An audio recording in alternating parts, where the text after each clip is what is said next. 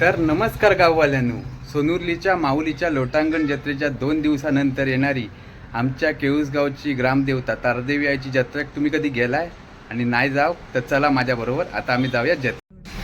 तर मंडळींनो, गाडी काढल्या आणि मी निघालाय केळसाग जाऊ. तर फायनली केळसाग म्हणजे घराकडे पोहोचले. तर अर्शू आणि आधीच रेडी तयार झालेली होती. तर आई आणि बायकोचं फोटो काढी होती आणि आई फोटो काढूक जमणार नाही, पप्पांनी सुद्धा फोटो काढूक घेतले नाही बायकोचं. आणि नंतर सगळ्यांची तयारी जशी झाली तशी आम्ही मंदिरात जाऊन निघालो. आणि तारादेवी आईचं वार्षिक जत्रोत्सव असल्या कारणात भाविक भक्तांची मोठ्या प्रमाणावर गर्दी होती. तर लांब लांबसून भाविक भक्त श्री तारादेवी आईच्या दर्शनाक आपली ओटी भरूच्यासाठी येत होतं. आम्ही सुद्धा ओटी भरूच्यासाठी मंदिरात गेलो. तर भाविक भक्तांची खूप गर्दी असल्या कारणाने लाईनीत रवानं दर्शन घेतला आणि एकदम भारीपैकी जत्रा भरलेली, भाज्याची आणि दुकानं लागलेली.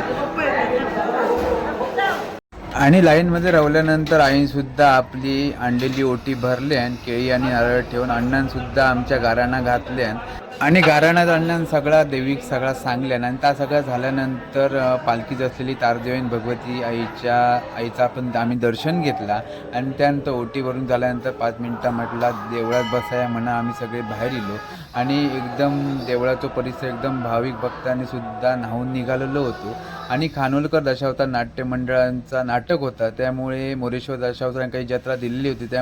तर पेटारात असलेल्या गणपती बाप्पाचं पण दर्शन घेतलो. नंतर खाजा बिजा घेतलो आणि नंतर किया खेळण्या घेऊच्यासाठी आम्ही दुकानात दिलो. तर काकीने मोबाईल काढून दाखवल्यान आणि खेळण्या घेऊन झाल्यानंतर पूजाकाने हर्षूक आणि माझ्या बायकोक कोबी मंचुरियन खाऊची होती. तर कोबी मंचुरियन घेतलो आणि नंतर टाईम झालो तो सुद्धा पालखीचो.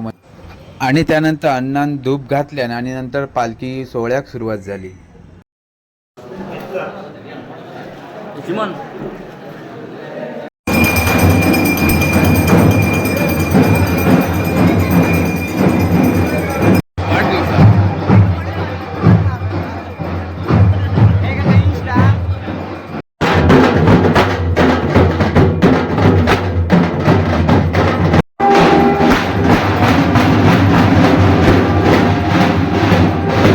आणि त्यानंतर सगळं झाल्यानंतर सकाळी 6 वाजता खानोलकरांचा म्हणजे मोरेश्वर दशावतार नाटकामध्ये नाटक संपल्यानंतरचा गाडग्या फोडला. तर तासुद्धा गाडग्या फोडला आणि थंयसुद्धा जरा आमच्या पोरग्याने आणि सगळ्यांनी मजा केल्यानी.